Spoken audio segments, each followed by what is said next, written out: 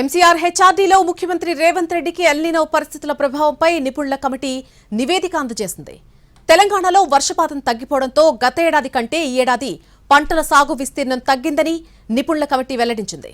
ప్రతి గ్రామంలో అత్యవసర కార్యాచరణ ప్రణాళిక రూపొందించాలని కమిటీ సిఫార్సు చేసింది. పప్పు ధాన్యాలు, నూనె గింజలు, చిరుధాన్యాల సాగుకు 75% సబ్సిడీతో విత్తనాలు అందించాలని కమిటీ సూచన చేసింది. ప్రత్యామ్నాయ పంటల వైపు మళ్లేటువంటి రైతులకు తక్షణమే కొత్త వ్యవసాయ రుణాలు మంజూరు చేయాలని ప్రభుత్వానికి విజ్ఞప్తి చేసింది. డ్రిప్, స్ప్రింక్లర్ ఇలాంటి పద్ధతులకు 75% నుంచి 90% వరకు సబ్సిడీ ఇవ్వాలని ప్రపోజల్ పెట్టింది. రైతులకు నిరంతర ఉచిత విద్యుత్ సరఫరా చేయాలని సిఫార్సు చేసింది. హైదరాబాద్ చుట్టుపక్కల గ్రామాల్లో కూరగాయలు పండించేలా ప్రోత్సహించి రైతు బజార్లకు ఉచిత సులభ రవాణా సౌకర్యం కల్పించాలని సూచన చేసింది. కమిటీ నివేదిక ప్రకారం రాష్ట్రంలో సాగును పెంచేందుకు వ్యవసాయ శాఖతో కలిసి తగిన చర్యలు తీసుకోవాలని సీఎం రేవంత్ రెడ్డి ఆదేశించారు. కూరగాయల సాగుకు అవసరమైన విత్తనాలను ప్రభుత్వమే సబ్సిడీపై అందిస్తుందని ముఖ్యమంత్రి వెల్లడించారు.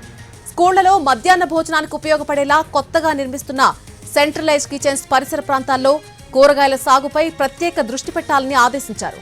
ఆర్గానిక్ పద్ధతుల్లో పంటను పండించేలా రైతులకు అవగాహన కల్పించాలని సూచించారు. రైతులు పండించిన కూరగాయలు, పంటలను నేరుగా కొనుగోలు చేసేలా చర్యలు చేపట్టాలని అన్నారు.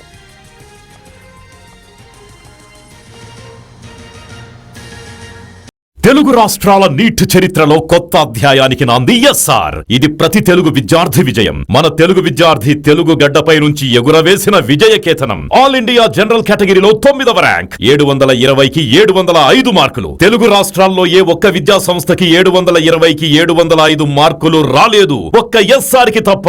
It's an open challenge. Telangana రాష్ట్రంలో నంబర్ 1, ఏపీలో నంబర్ 1, కర్ణాటకలో నంబర్ 1, మొత్తం సౌత్ ఇండియాలో ఎస్ఆర్ ఆధిపత్యం.